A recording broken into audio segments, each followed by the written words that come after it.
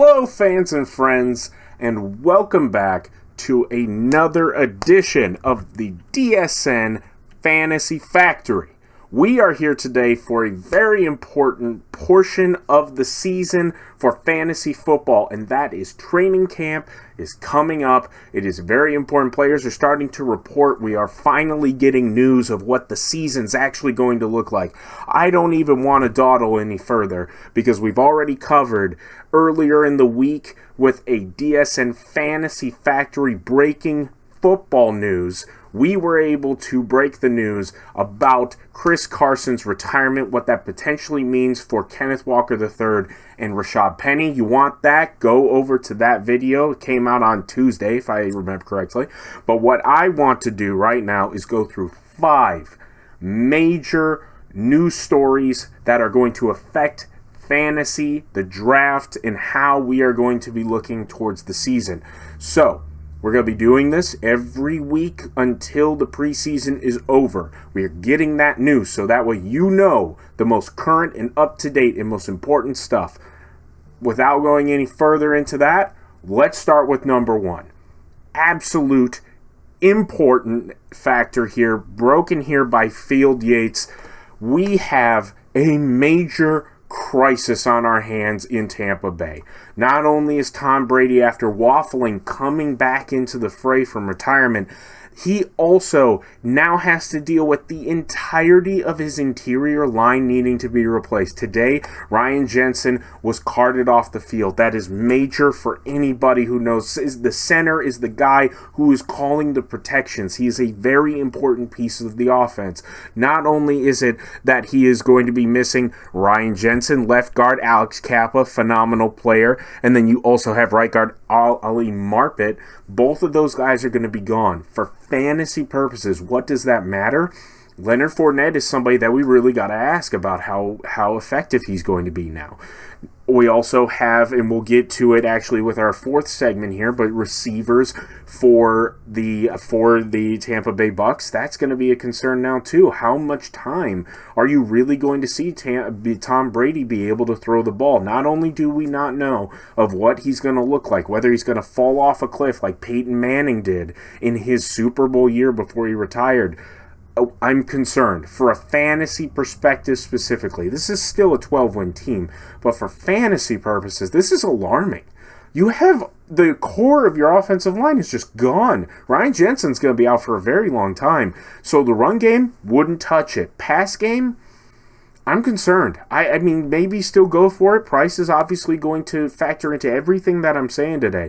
But this first breaking piece of news, which this happened today, so this is right hot off the presses, I would be very concerned now that Ryan Jensen is now going to be out, starting center for the Tampa Bay Buccaneers. Moving on to item number 2, and we actually have here from DSN itself, Dan Campbell gives us an update on Jameson Williams. So we're going to go ahead and go through here, written by oh man, my screen is extremely blurry. My apologies. The W.G. Brady. I don't even know why I needed to zoom in. Of course, that's who wrote this. But we have news from Campbell here. So what he said is, in regards to the update on Jameson Williams, he's never really had to deal with this. This is new to him, and it's not easy to look out there, and all those guys are running around. He knows what he can do and what he's capable of, but he's just not there yet. And that can be frustrating. We've got a plan for him. He's working. He's progressing.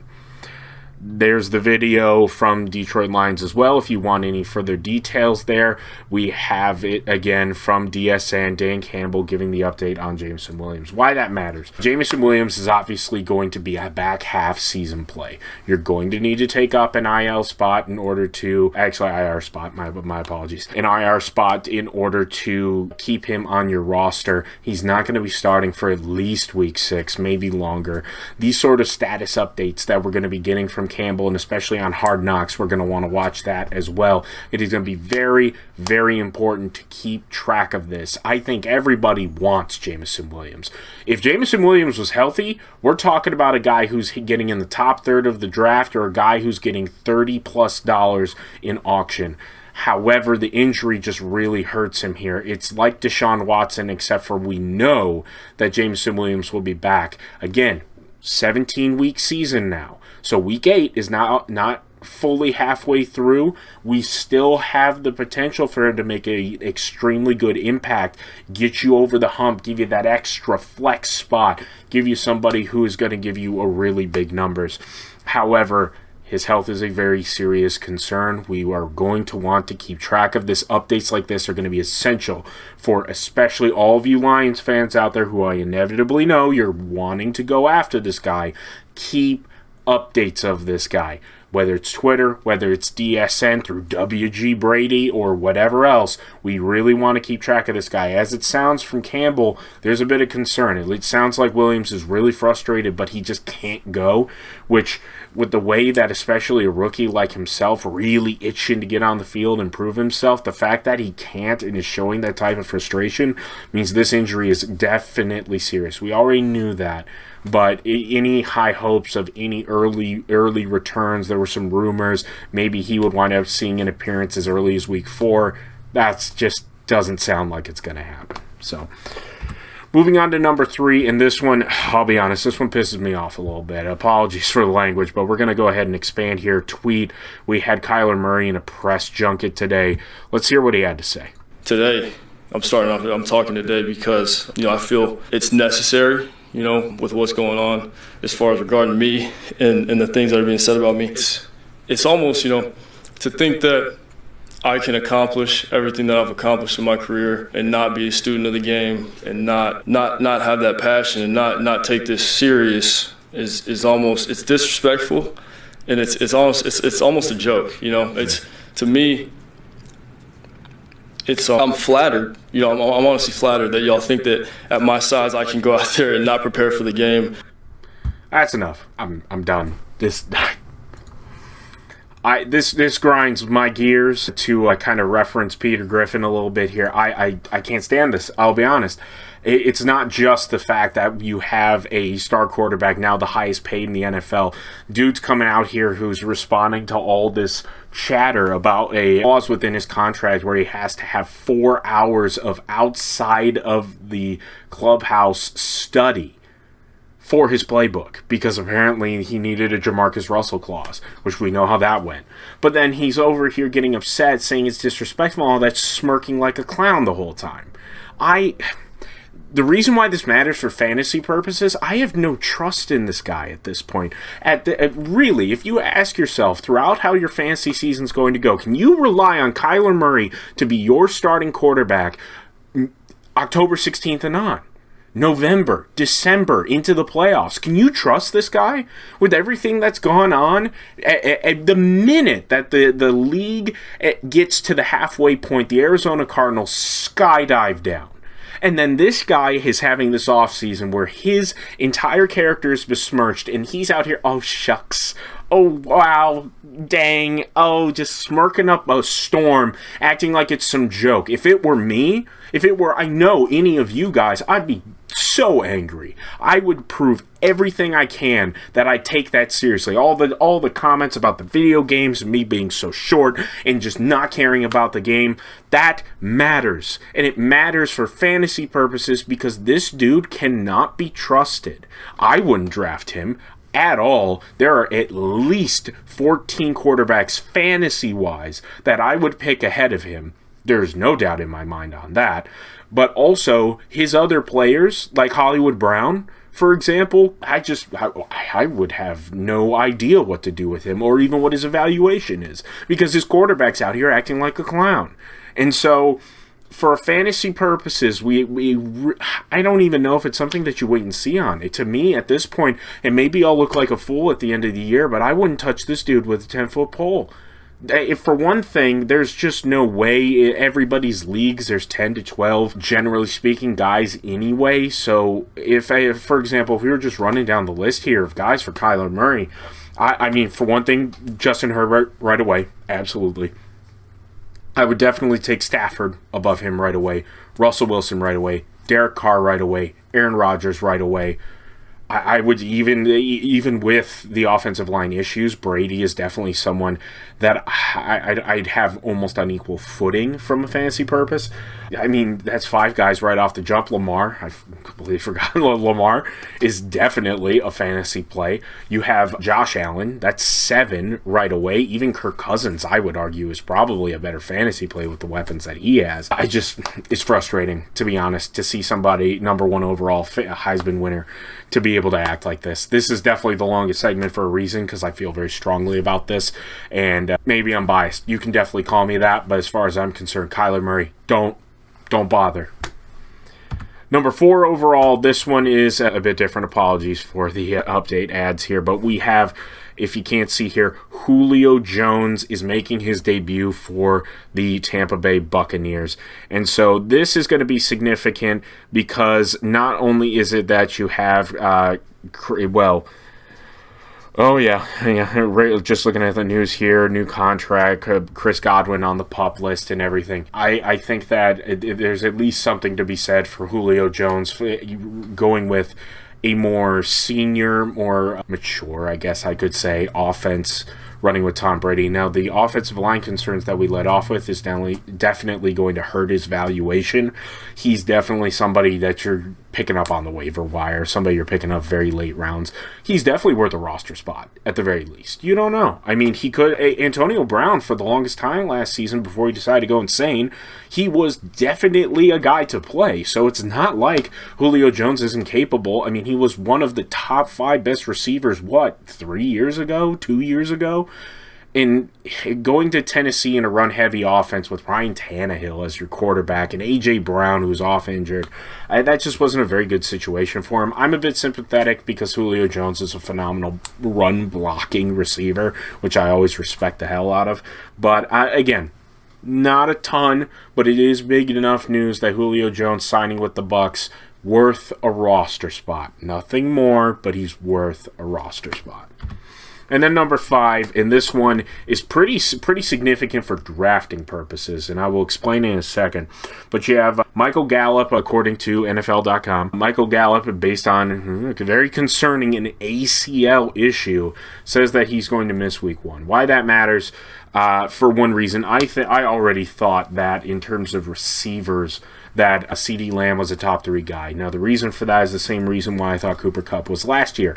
Targets matter. In our draft tips and tricks that we had for our very first episode here on the Fantasy Factory, I had highly recommended that you care about volume more so than any other stat.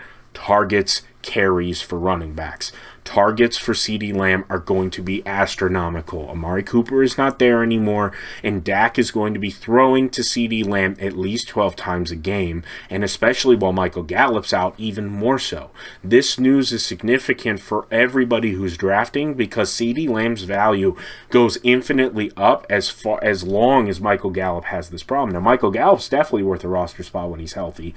The problem is we don't know what his health is looking like. I mean, he already says this far out that he's going to miss Week 1. Could that be for preventative reasons, to try to get himself through the season without injury? Maybe.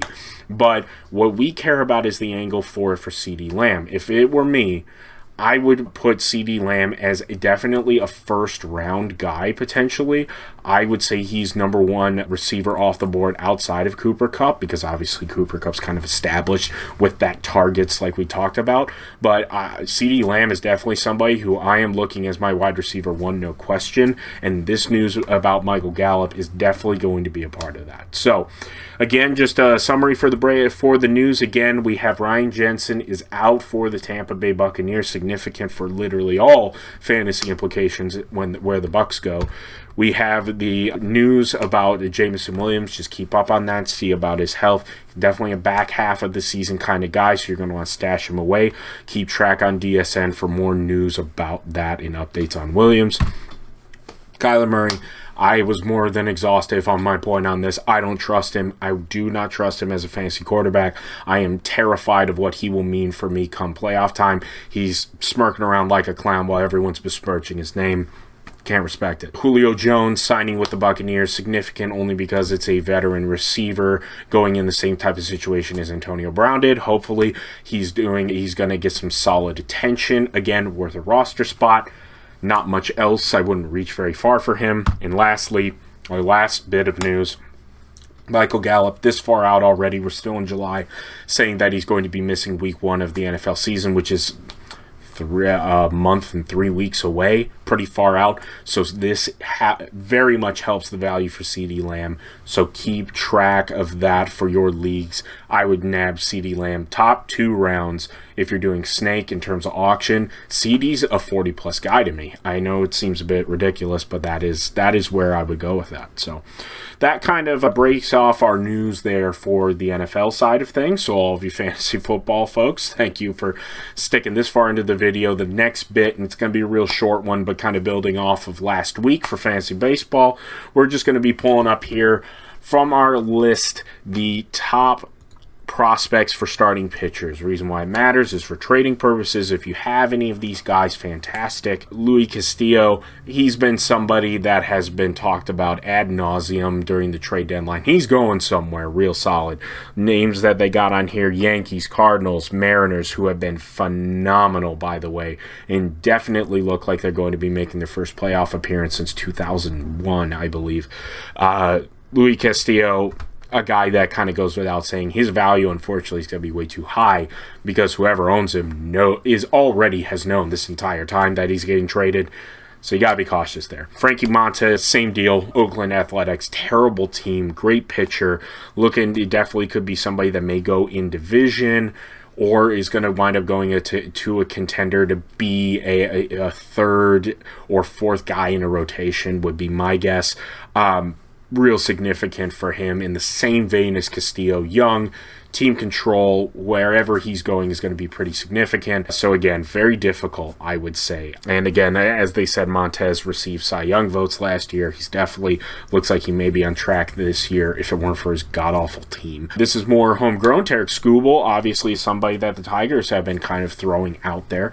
I know that there were actually rumors that Skubal could potentially be in a trade for Juan Soto. Literally everybody's significant name players just for Juan Soto, so take that with a grain of salt. But Tarik Skubal is somebody that has been with no run support of any kind, so if you have count wins instead of quality starts, my condolences. But I would definitely say that Skubal is somebody that you could definitely buy on the cheap. I would say Tyler Mahle, they misattribute him here to the Tigers, but a guy also on the Cincinnati Reds. He has been phenomenal after a terrible first month and a half, 2 months of the season. He has really righted the ship. To my chagrin, because I dropped him, which is just terrible, because I dropped him for Jordan Zimmerman. I know, terrible decision on my part. Kind of wish I could get him back, but at this point his trade value is going to be too high.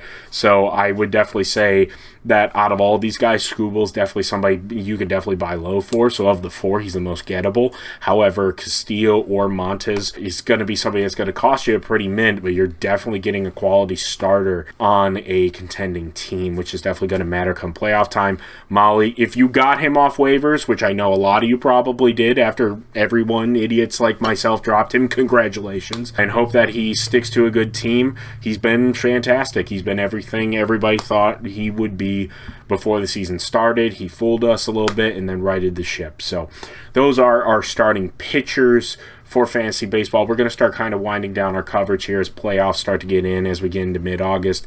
Fantasy football is absolutely the vibe here on the Fantasy Factory, moving pretty much until we get into December and January, because then we're going to transition over to fantasy basketball. But again, everybody, thank you so much for following, again, everything, just clicking on the videos. It means a lot that you're able to even listen to me even for a minute. Who am I? You don't know who I am. But hopefully I get you some credibility, get you some advice that's going to help you guys out in your fantasy season. So if you would please, obviously we want to make sure that we click the bell for all the notifications, especially on the Jameson Williams news like we talked about, and subscribe for all things related to DSN and Detroit sports fantasy here on the Fantasy Factory. We'll be breaking more news just like we did with the Chris Carson retirement. And next week we'll be doing another five news stories coming out of camp. Is going to be significant. for our drafting purposes, and we may get into a bit of power ranking certain positions. We'll see. It depends on how much news we have next week. So again, I'm Dylan Bair for the Fantasy Factory. Fans and friends, thank you so much for your time, and best of luck this fantasy season. Man on a mission, I'ma get it. You know I be on a what?